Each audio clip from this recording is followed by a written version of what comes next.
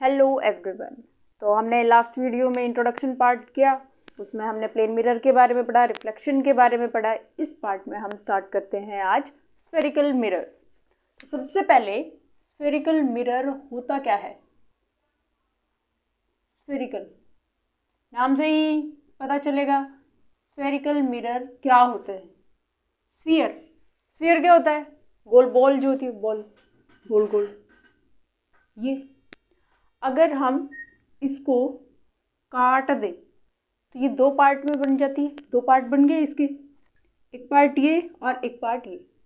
तो spherical mirrors क्या होते हैं कि जो स्फीयर का एक पार्ट होता है उसको ही हम क्या कहते हैं? Spherical mirror. The mirrors which are part of the mirrors which are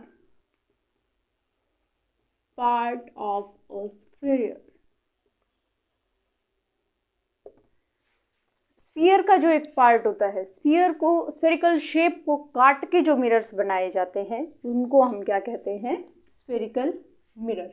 इसको हम यहाँ पे लिख सकते हैं स्फेरिकल ऑब्जेक्ट। ठीक है। अब इसमें भी दो टाइप होती है इसकी। स्फेरिकल मिरर कितने टाइप की होती है? 2 टाइप्स के होते हैं।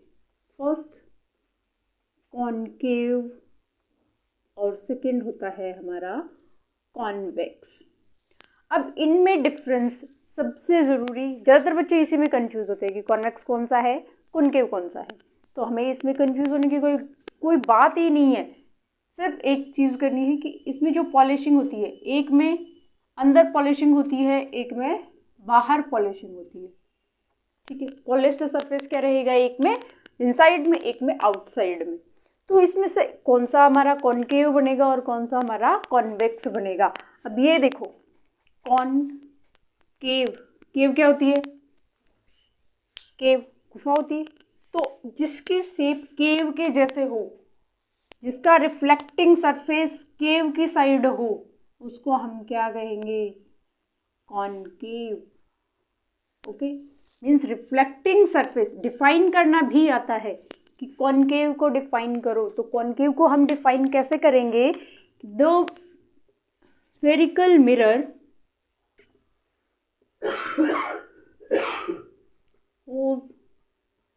Reflecting surface.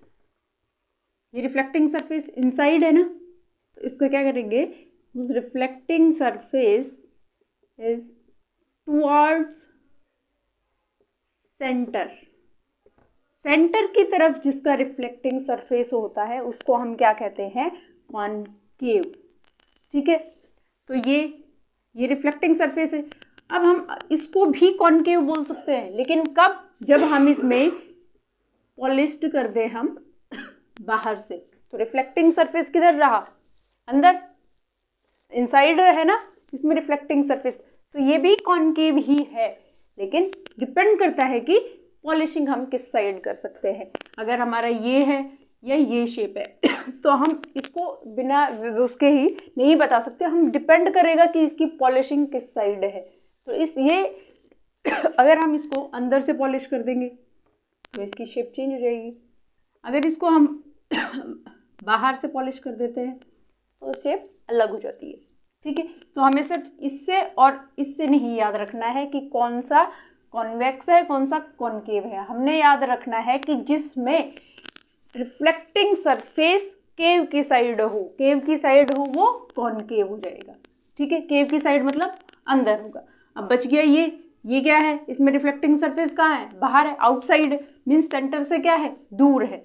तो ये क्या हो जाएगा? The spherical mirrors whose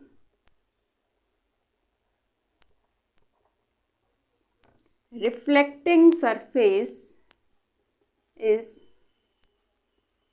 away from center। जिसमें रिफ्लेक्टिंग सरफेस कहाँ होता है? सेंटर से दूर होता है, उसको हम क्या कहते हैं? कॉन्वेक्स। ठीक है।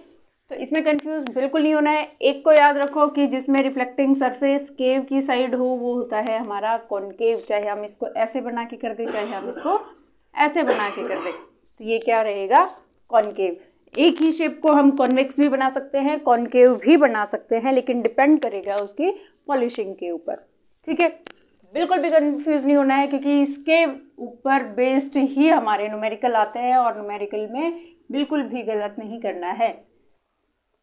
अब इसके साथ साथ इससे रिलेटेड कुछ डेफिनेशंस होती हैं और वो बहुत इम्पॉर्टेंट है। सबसे पहले जो डेफिनेशन है, मान लो हम पहले एक मिरर ले लेते हैं। ठीक है, ये हमारा कॉनकेव मिरर है। सबसे फर्स्ट डेफिनेशन हमारी आती है अपर्चर। अपर्चर क्या होता है? अपर्चर होता है कि ये जो हमारा ऑप्टिकल डिवाइस है, इंस्ट्रूमेंट, जो भी हमारा मिरर है, इसकी जो ये लेंथ लेते हैं हम यहाँ से और यहाँ तक, A to B, इस लेंथ को हम क्या बोलते हैं? अपर्चर। लेंथ ऑफ मिरर, कि मिरर की जो ये लेंथ होगी, इस लेंथ को हम बोलते हैं अपर्चर। बहुत जगह आपने एक वर्ड सुनोगे आगे जो न्यूमेरिकल्स करोगे, small aperture, mirror of small aperture, lens of small aperture. तो उस अपर्चर का मतलब क्या है कि ये लेंथ जो है वो छोटी है। ठीक है, सेकेंड डेफिनेशन आती है पोल। ये पॉइंट बहुत इम्पोर्टेंट है। ये पोल इतना इम्पोर्टेंट क्यों है? क्योंकि आगे बार बार हम यूज़ करेंगे डिस्टेंस मेजर फ्रॉम पोल। पोल का तो रोल ही सबसे इम्पोर्टेंट है। सबसे इम्पोर्टेंट कैसे है?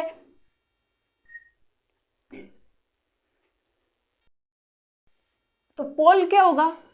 ये लेंथ है। इस लेंथ का जो सेंटर पॉइंट होता है, इसको हम बोलते हैं पोल। मीन्स जो भी मिरर है उसका सेंटर पॉइंट जो होगा वो हमारा क्या होगा? मिड पॉइंट बोलते हैं। Mid point, mid point of mirror. Mirror का जो भी मिड पॉइंट होता है उसको हम क्या बोलते हैं? पोल। ठीक है, क्योंकि आगे हम जो भी डिस्टेंस मेजर करेंगे सभी बोलेंगे all distances measure from pole, इधर इधर ऊपर नीचे, तो पोल से मेजर होती है। ठीक है, इससे नेक्स्ट आता है हमारा centre of curvature. Centre of curvature, centre of curvature को हम कैसे दिखाएंगे? सेंटर, हमने स्फीयर लिया था, उस स्फीयर में से ही काट के हमने क्या किया था? ये मिरर बनाए थे, है ना। तो ये स्फीयर होगा तो इसका सेंटर पॉइंट भी होगा, तो ये इसका सेंटर पॉइंट है और इसमें से हमने ये काट के ये बना दिया।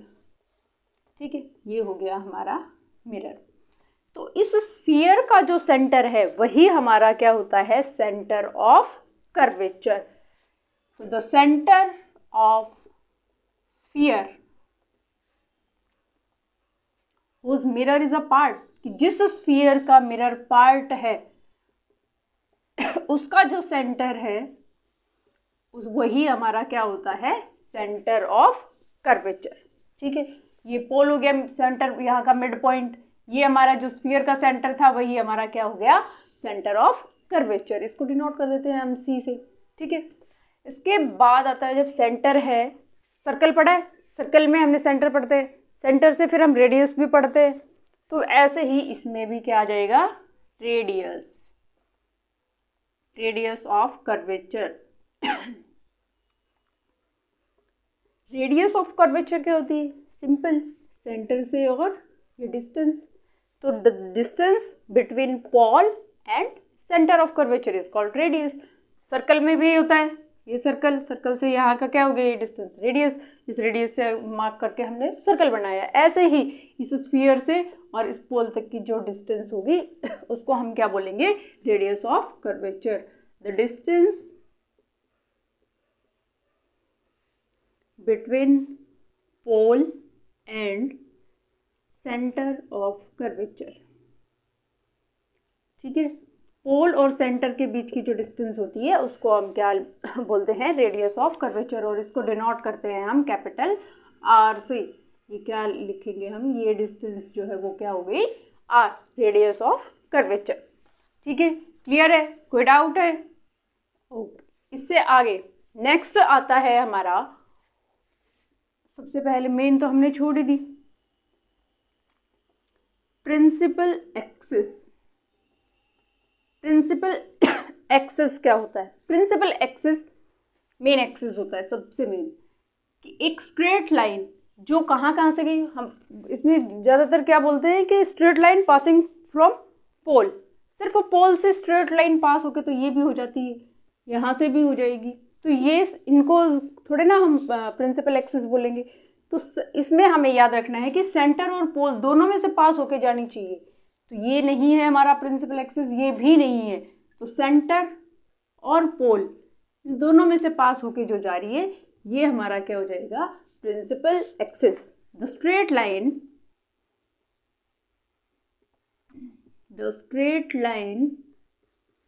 passing through center of curvature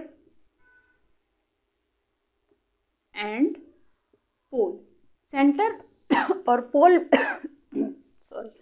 centre और पोल में से पास होके जो स्ट्रेट लाइन जाती है उसको हम कहेंगे प्रिंसिपल एक्सिस।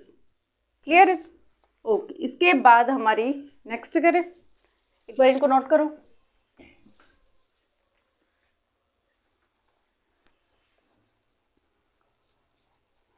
इसके बाद आ जाती है हमारी इसी में सबसे इम्पॉर्टेंट डेफिनेशन, और उस डेफिनेशन को हम बोलते हैं फोकस।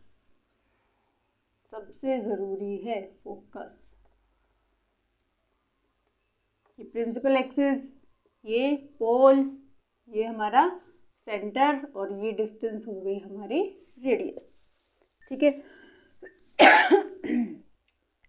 तो फर्स्ट है, नेक्स्ट उससे नेक्स्ट हमारी आती है, कितनी कर ली हमने, चलो जो भी है। फोकस। फोकस क्या होता है? मान लो हमारे पास ऐसे इंसिडेंट रे आ रही है पैरेलल, इसको हटा देते हैं, ऐसे पैरेलल रेज आ रही है, तो पैरेलल रेज जब आएंगी तो ये क्या करेंगी? मिरर से टकरा के वापस जाएंगी, तभी तो रिफ्लेक्शन होगा। तो ये यहाँ से टकरा के वापस जा रही है, टकरा के ये सारी ऐसे रिफ्लेक्ट हो गई, और ये रिफ्लेक्ट होने के बाद पैरेलल रेज ये एक पॉइंट पे मिलती है, और इस पॉइंट को हम क्या कहते हैं? फोकस। इसको डिफाइन करना बिल्कुल सिंपल सा है, लेकिन ये इसमें कंफ्यूजन रहता है, इसको गलत कर देते हैं, तो गलत नहीं करना है, बिल्कुल सिंपल सा है। When incident rays comes parallel to principal axis, principal axis के पैरेलल आ रही होती है, आफ्टर रिफ्लेक्शन, रिफ्लेक्शन के बाद क्या करेंगी? एक ही पॉइंट पे मिल जाएंगे। After reflection they meet at a point and that point is called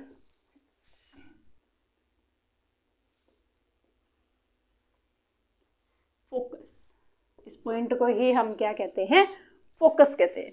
ठीक है, ये सारी एक ही पॉइंट पे मिलती है, क्योंकि पैरेलल आएंगी वो सारी एक पॉइंट के ऊपर मिलती है, उसको हम पॉइंट को हम क्या कहते हैं? फोकस। कैपिटल एफ से हमने उसको डिनोट कर दिया। ठीक है, उसके बाद है हमारा नेक्स्ट फोकल लेंथ। ये तो मोस्ट इम्पोर्टेंट, ये वर्ड तो हम न्यूमेरिकल में बार बार यूज करेंगे। फोकल लेंथ, ये मैंने प्लेन मिरर में भी बताया था, फोकल लेंथ। अच्छा, तो फोकल लेंथ क्या होती है? इसको डिनोट करते हैं हम स्मॉल एफ से, हम डिनोट करते हैं, तो एफ फोकल लेंथ क्या हो जाएगी? ये फोकस से और पोल की डिस्टेंस, मतलब हमने बताया था कि सारी डिस्टेंस हम पोल से मेजर करते हैं, तो ऐसे ही पोल से और फोकस तक की डिस्टेंस हो गई हमारी फोकल लेंथ। तो ये क्या हो जाएगी? Small F. The distance between pole and focus, pole और फोकस के बीच की डिस्टेंस को हम क्या कहते हैं? Focal length. अब इसमें एक रिलेशन यूज़ करना है, उसको सिर्फ याद करना है, ज़्यादा बड़ा रिलेशन नहीं है, सिंपल सा है कि आर जो होता है वो फोकल लेंथ का डबल होता है। ये जो है वो इस लेंथ का डबल होता है, मीन्स ये फोकस जो है वो इस रेडियस के का मिड पॉइंट होता है हमारा। ठीक है, और ये बहुत न्यूमेरिकल्स में यूज़ होगा, इम्पॉर्टेंट है बहुत, न्यूमेरिकल्स में बहुत यूज़ करेंगे। इसकी जगह हम ये भी यूज़ करते हैं, अगर ये निकाले तो F is equal to R/2। ठीक है, याद रखना है ये हमेशा, न्यूमेरिकल में यूज़ करेंगे तब बता देंगे कैसे करना है। ठीक है, सभी डेफिनेशंस हो गई है क्लियर, कोई डाउट? ओके।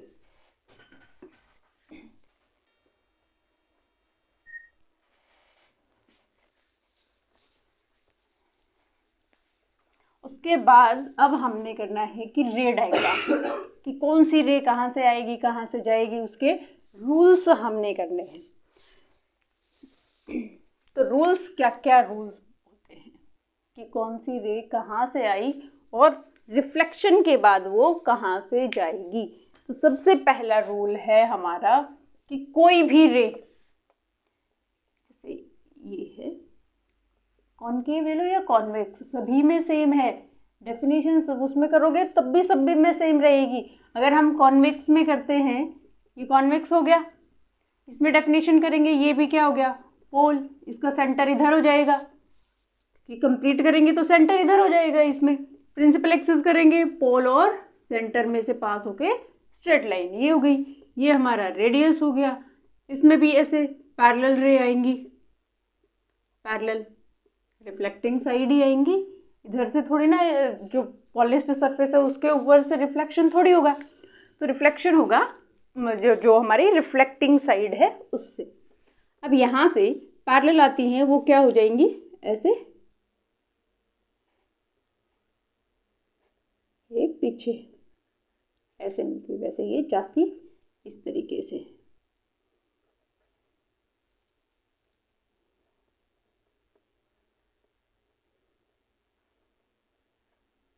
ये रे ऐसे रिफ्लेक्ट हो जाती है, अलग अलग डाइवर्स हो जाती है। ये हमारा क्या हो जाता है इसमें, फोकस, और ये डिस्टेंस है, ये क्या हो गई, फोकल लेंथ।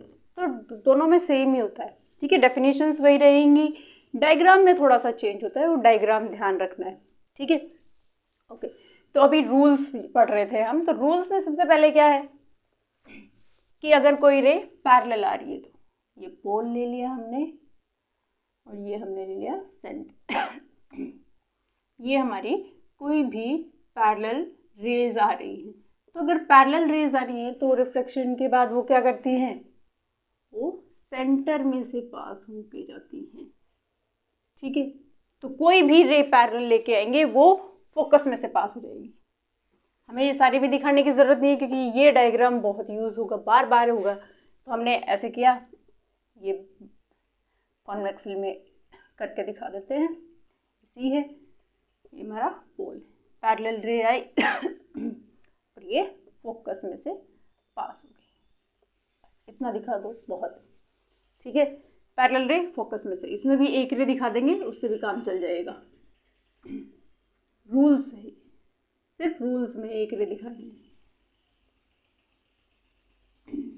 ये फोकस में से पास। ठीक है, व्हेन रे comes parallel to principal axis, then after reflection it passes through focus। तो रिफ्लेक्शन के बाद फोकस में से पास हो जाएगी। ये रूल नंबर 1 हो गया। रूल नंबर 2, रूल नंबर 2 क्या है, तो ये दोनों के लिए हो गया हमारा। नेक्स्ट है कि अगर कोई भी रे, इसका कन्वर्स मतलब कि अब तो इंसिडेंट रे पैरेलल आ रही थी, अब अगर इंसिडेंट रे फोकस में से आ रही है, when incident ray passes through focus, then after reflection it goes parallel to principal axis। अगर पैरेलल आ रही है तो रिफ्लेक्शन के बाद फोकस में से चली जाएगी, और अगर फोकस में से आ रही है तो पैरेलल चली जाएगी। ठीक है, लिख सकते हो, when incident ray passes through focus, then after reflection it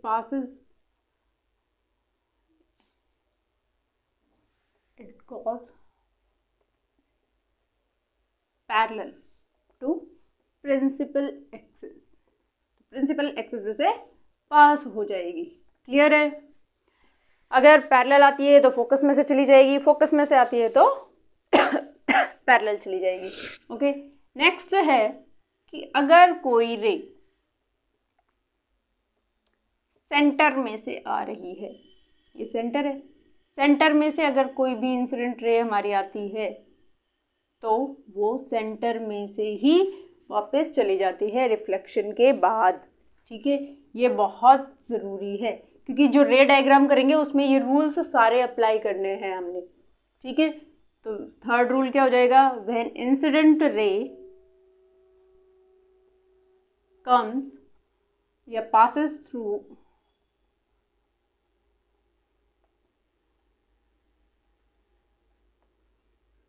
center, then after reflection it retraces its path. retraces its path मतलब कि वापस उसी रास्ते से चले, जिस रास्ते से आई उसी रास्ते से चले जाओ वापस। ठीक है, तो सेंटर में से वापस भेज देती है उसको।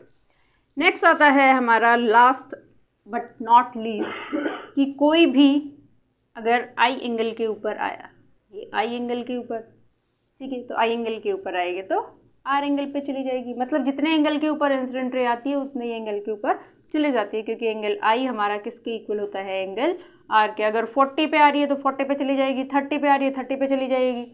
ठीक है, जितनी रे पे एंगल पे लाइट फॉल कर रही है उतने ही एंगल पे वो रिफ्लेक्ट हो जाएगी।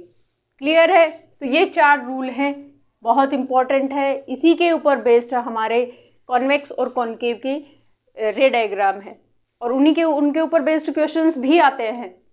ठीक है, अभी आगे करते हैं हम रे डायग्राम।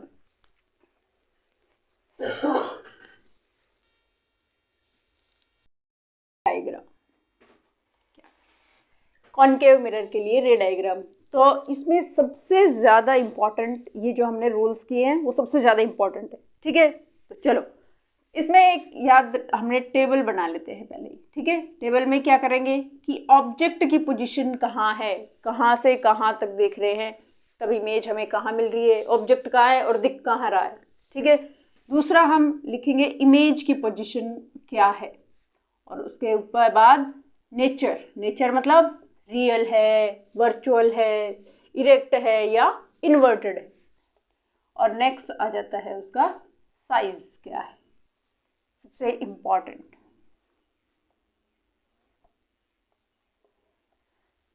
तो हम स्टार्ट करते हैं लास्ट से। दूर ऑब्जेक्ट को ले लिया हमने, बहुत दूर है। ठीक है, तो बहुत दूर है मतलब इन्फिनिटी, तो इन ऑब्जेक्ट की पोजीशन हमारी क्या हो गई? इन्फिनिटी। अब इन्फिनिटी से कोई भी रे आ रही होती है तो कैसे आती है? इन्फिनिटी से हम लेते हैं कि इन्फिनिटी से कोई भी रे आएगी वो कैसे आएगी? पैरेलल आएगी। तो इंसिडेंट रेज हमने डाली इसके ऊपर पैरेलल। अब पैरेलल रे रिफ्लेक्शन के बाद कहाँ से जाती है? रूल याद करो, फोकस में से। तो हमारी इमेज कहाँ पे बनी? फोकस के ऊपर। ठीक है, ऑब्जेक्ट लगाए इन्फिनिटी पे, इन्फिनिटी से ऐसे सीधी रेज आ रही होती तो वो कहाँ से पास होकर चली गई? फोकस पे। इमेज बन गई हमारी एट एफ या एट फोकस। ठीक है, नेचर क्या होता है? अब यहाँ पे ये पहली बात, इसका साइज देखो, साइज क्या? पॉइंट साइज है, तो इसमें साइज हम क्या लिखेंगे? Point size. पॉइंट साइज ही होगा ये। ठीक है, दूसरा इसका नेचर क्या है? नेचर इसकी सारी इमेजेस क्या होती हैं? Real and inverted. उल्टे दिखेगा, ये भी छोटा सा ऑब्जेक्ट दिखेगा लेकिन वो भी उल्टा दिखेगा। ठीक है, तो इन्फिनिटी के अगर ऊपर ऑब्जेक्ट है तो हमें ऑब्जेक्ट कैसा दिखता है? पॉइंट साइज, लेकिन रियल एंड इन्वर्टेड दिखता है। ठीक है, ये कैसे देखोगे? चम्मच ले लो एक, उस चम्मच में ऐसे चेहरा देखने लग जाओ मिरर की जगह, ऐसे दूर से देखो तो उसमें तुम छोटे से दिखोगे बिल्कुल, ठीक है, लेकिन वो भी उल्टे दिखते हो। अब इन्फिनिटी से पास आ जाते हैं हम। अब इन्फिनिटी से पास आएंगे तो और कोई पॉइंट नहीं है हमारे पास, सिर्फ सेंटर ही होता है। तो सेंटर के पीछे कहीं भी कोई भी पॉइंट ले लो, ठीक है। तो नेक्स्ट पोजीशन कहाँ होगी ऑब्जेक्ट की? बियॉन्ड सी।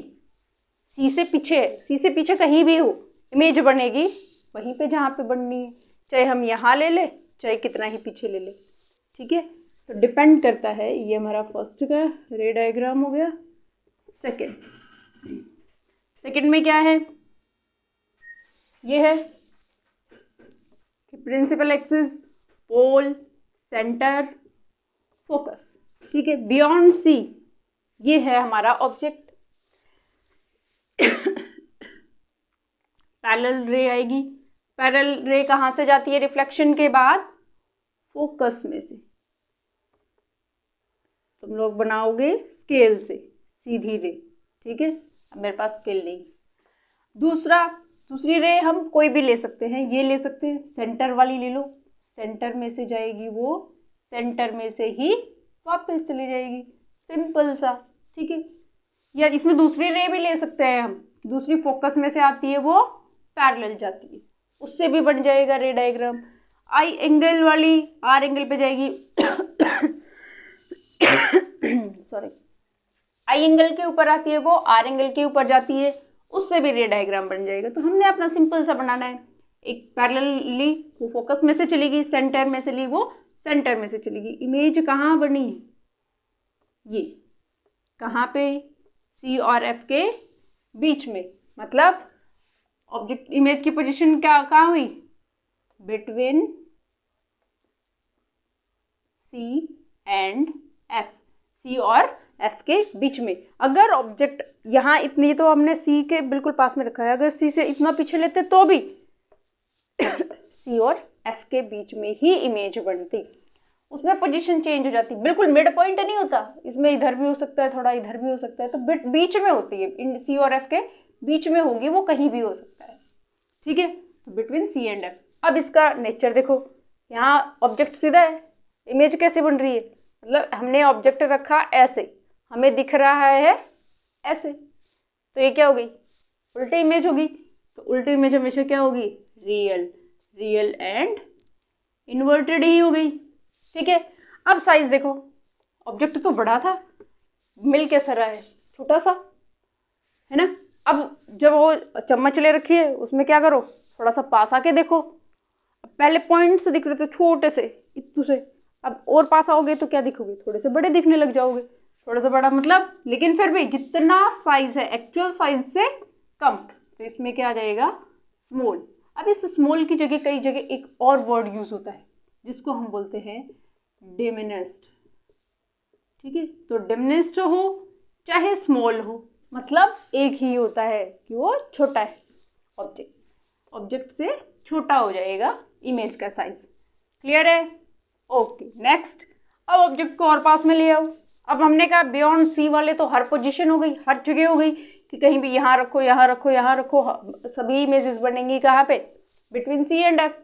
अब और पास में लेके आते हैं, और पास में लेके आए तो सी के ऊपर आ गया, ऑब्जेक्ट की पोजीशन क्या हो गई? एट सी, सी के ऊपर ऑब्जेक्ट है, ठीक है। ये सबसे इम्पॉर्टेंट है, ये याद हो जाएगा तो इसके बाद पूरी टेबल याद हो जाएगी। और इस टेबल को याद करने का तरीका भी बताएंगे, कंप्लीट कर लेते हैं एक बार, फिर इसका तरीका बताते हैं और इसके ऊपर क्वेश्चन कैसे आता है वो बताते हैं, ठीक है। पैरेलल रे गई, पैरेलल कहाँ से चली जाएगी? ये रे सीधी नहीं जाती कभी भी, ये आ गई फोकस में से। दूसरे इसमें क्या करते हैं हम, इसमें भी अब ये सेंटर में से, तो सेंटर के ऊपर तो ऑब्जेक्ट है, तो सेंटर वाली रे तो हम डाल नहीं सकते, तो हम डालेंगे फोकस वाली। फोकस में से गई, फोकस में से जाएगी वो किधर चली जाएगी?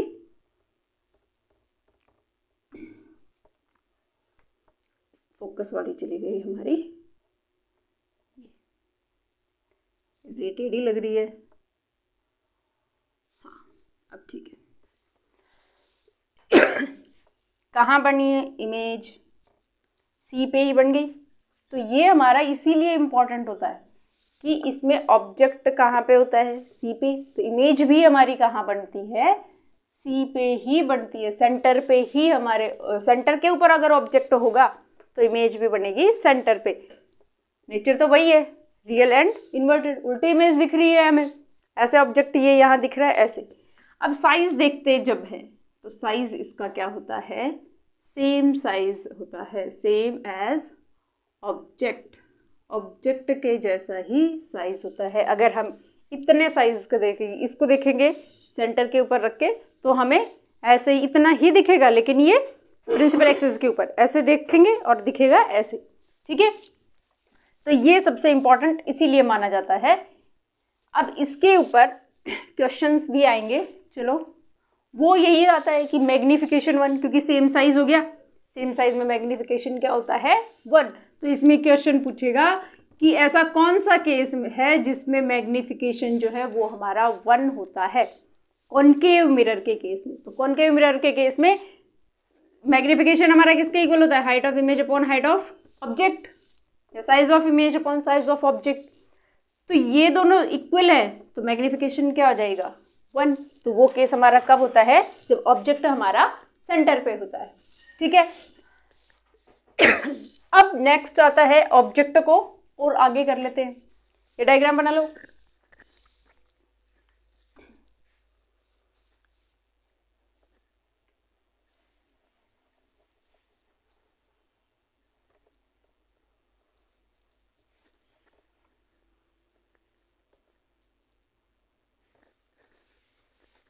अब सेंटर से और आगे जाएंगे तो कहाँ हो गया, बिटवीन सी एंड एफ, सी और एफ के बीच में हो जाएगा हमारा ऑब्जेक्ट।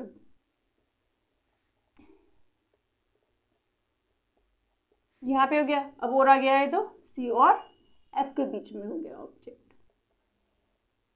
सीधी लाइन नहीं बन रही, हो गई, ठीक है। तो सी और एफ के बीच में अगर ऑब्जेक्ट है तो पैरेलल रे, पैरेलल रे कहाँ से गई, फोकस में से।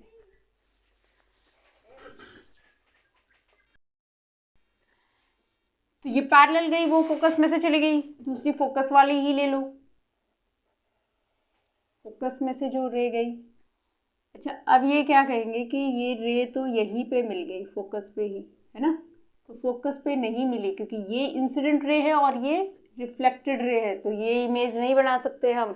इमेज कहाँ बनेगी, जहाँ रिफ्लेक्शन के बाद दोनों रेज मिलेंगी, रिफ्लेक्शन के बाद वाली, इंसिडेंट रे वाली नहीं। तो ये तो क्या है, इंसिडेंट रे है, ठीक है। तो जो हमारी फोकस में से आ रही है वो कहाँ से चली जाएगी, ऐसे पैरेलल, पैरेलल नहीं है ये, ठीक है, और ये चली गई ऐसे। तो ये कहाँ मिली, यहाँ पे, ये क्या है, सीधी लाइन ही नहीं बनती, एक बार में तो बिल्कुल नहीं बनेगी, ये हो गई इमेज, ठीक है। तो जब हमने ऑब्जेक्ट रखा सी और एफ के बीच में तो इमेज कहाँ बन रही है, सी के पीछे, तो कहाँ आ जाएगी, बियॉन्ड सी, ठीक है। वही उल्टी इमेज दिख रही है, रियल एंड इन्वर्टेड। अब साइज देखो, ऑब्जेक्ट इतना है, इमेज लार्ज साइज हो गया ना, इसमें क्या आ जाएगा, लार्ज। मतलब जितना हम पास आते देखते जाएंगे मिरर में उतना ही साइज क्या होता जाएगा, इंक्रीज होता जाएगा ऑब्जेक्ट का, ठीक है। तो नेक्स्ट है, अब इससे भी और आगे चलो, इससे भी और आगे जाएंगे तो पोल, सेंटर, फोकस। अब इससे आगे और कहाँ जाएंगे, ये तो बीच में कहीं भी रखो, इमेज बनेगी कहाँ, बियॉन्ड सी बनेगी। अब हम लास्ट केस आता है हमारा फोकस का, ठीक है। जब फोकस के ऊपर हमने रखा तो पैरेलल रह गई, पैरेलल कहाँ से चली जाएगी, ऐसे फोकस में से, ठीक है। दूसरा अब हम फोकस वाला नहीं डाल सकते इसमें, तो हम डाल देंगे कि इंसिडेंट रे जो आई एंगल के ऊपर आती है वो आर एंगल के ऊपर रिफ्लेक्ट होकर चली गई, ये हो गई। अब ये दोनों रे ऐसे पैरेलल जाएंगी, मिलेंगी कहीं नहीं मिलेंगी, मतलब जब ऑब्जेक्ट हमारा फोकस के ऊपर है तो इमेज हमारी कहाँ बनती है, एट इन्फिनिटी। ओके, और ये प्रिंसिपल एक्सिस के नीचे इन्वर्टेड ही बनेगी, मीन्स रियल एंड इन्वर्टेड। और साइज क्या होता जाएगा, लार्ज। लार्ज एनलार्ज भी लिखा हो सकता है, ज़्यादा बड़ा हो जाएगा। ठीक है, तो ये है हमारा कॉनकेव मिरर के रे डायग्राम। इसमें याद करने का तरीका देखो, ये याद रखना है कि सी के ऊपर जब ऑब्जेक्ट होता है तो इमेज भी सी पे बनती है। सारे केसेस रियल एंड इन्वर्टेड के रहेंगे हमेशा, और साइज इसमें क्या रहेगा, सी पे सेम साइज रहेगा ऑब्जेक्ट के। अब इससे याद करने का क्या है कि जब सेंटर से पीछे ऑब्जेक्ट है तो स्मॉल साइज का रहेगा, और सेंटर से आगे जब ऑब्जेक्ट आ गया, पास जितना आ गया उतना ही साइज क्या हो गया, इंक्रीज होता गया। ठीक है, अब इसमें क्वेश्चन कैसे होता है, क्वेश्चन आता है कि अगर ऑब्जेक्ट, कोई भी ऑब्जेक्ट है कॉनकेव मिरर में और हमें उसका साइज सेम दिख रहा है, तो ऑब्जेक्ट की पोजीशन बताओ कि ऑब्जेक्ट कहाँ पे है। तो हम बता देंगे कि सेम साइज किस में बनता है, जब ऑब्जेक्ट सेंटर पे होता है। अब वो फिर क्या पूछता है कि उस सेम साइज का तो ठीक है, लेकिन उस पोजीशन से हम उस ऑब्जेक्ट को मिरर की तरफ, मिरर के टुवर्ड्स मिरर, उसको हम मूव करा देते हैं। तो अगर सेंटर से इसकी साइड मूव करेगा तो इमेज का साइज क्या हो जाएगा, इंक्रीज होता जाएगा। ठीक है, अगर सेंटर से पीछे दूर अगर ऑब्जेक्ट होता है, वो कहे कि move the object away from the mirror, mirror से दूर हमने उसको मूव करा दिया, तब साइज क्या होगा। अब ये मिरर से पीछे था ना, जब सेंटर से पीछे, तो इस सेंटर से और हमने और भी पीछे मिरर से दूर मूव कराया, दूर मूव कराया, तो वो केस क्या होता है, उसमें इमेज हमारी क्या होती है, स्मॉल साइज की होती है। ओके, अब एक केस और भी बचता है, इससे आगे भी तो ऑब्जेक्ट हो सकता है, फोकस से आगे भी हो सकता है भाई, लास्ट में फोकस ही थोड़ी है, फोकस से आगे भी हो सकता है। अब वो सबसे इम्पॉर्टेंट है, ये बिल्कुल याद रखना है, मोस्ट इम्पॉर्टेंट। एक केस ऐसा होता है जिसमें हमारी इमेज, ऑब्जेक्ट होता है फोकस और पोल के बीच में, इनके बीच में भी तो हो सकता है ऑब्जेक्ट। अब उसमें हमारी इमेज जो है वो बनती है virtual and erect. Most important पूछता है कि एक ऐसी पोजीशन बताओ जहाँ पे ऑब्जेक्ट रखने से इमेज जो है कॉनकेव मिरर के केस में हमें वर्चुअल एंड इरेक्ट इमेज मिलती है। तो वो केस है कि फोकस और पोल के बीच में अगर हमने ऑब्जेक्ट रखा है, तो ऐसे पैरेलल रे आई, पैरेलल आ गई, वो फोकस में से पास होके चली गई, अब आई एंगल के ऊपर आई, वो आर एंगल के ऊपर रिफ्लेक्ट। अब ये ऐसे यूं दूर होती जाएंगी, ऐसे आ रही है, ऐसे यूं जाती जा रही है, अब यूं जाएंगी तो वो आगे कहीं नहीं मिलेंगी, तो ये ऐसे लग रहा है ये पीछे मिल जाएंगी, पीछे मूव कराते तो ये यहाँ मिल गई। ठीक है, तो ये क्या हो गया, अब मिरर के पीछे बन रही है, मीन्स वर्चुअल इमेज है, और प्रिंसिपल एक्सिस के ऊपर मतलब सीधी इमेज। रियल इन और इन वर्चुअल को तो छोड़ो, तुम ये याद रख लो, इरेक्ट है, सीधी इमेज है तो वर्चुअल ही होगी, इन्वर्टेड इमेज है तो वो रियल ही होगी। ठीक है, तो ये केस क्या हो गया, वर्चुअल एंड इरेक्ट का केस हो गया। और इमेज कहाँ बनी, मिरर के पीछे, कहाँ हो गई, बिहाइंड द मिरर, मिरर के पीछे हमारी इमेज हो जाएगी, वर्चुअल एंड इरेक्ट हो जाएगी। साइज क्या हो जाएगा, एनलार्ज। एनलार्ज मतलब ऑब्जेक्ट से काफ़ी बड़ा इसका साइज होगा। ठीक है, क्लियर है। तो ये सारे जो है ये हमारे इसके रे डायग्राम है, इनमें कोई गलती नहीं करनी है। रे डायग्राम हमेशा पेंसिल से बनाने हैं, पेन यूज़ नहीं करना है रे डायग्राम में। टेबल के लिए यूज़ कर सकते हो, लेकिन डायग्राम के लिए कभी भी पेन यूज़ नहीं करना है, पेंसिल का यूज़ करना है। इसका मैंने क्वेश्चन बता दिया है कि इसमें कब हम इसको ऑब्जेक्ट को आगे मूव कराएंगे तो साइज़ क्या होगा, पीछे मूव कराएंगे तो साइज़ क्या होगा।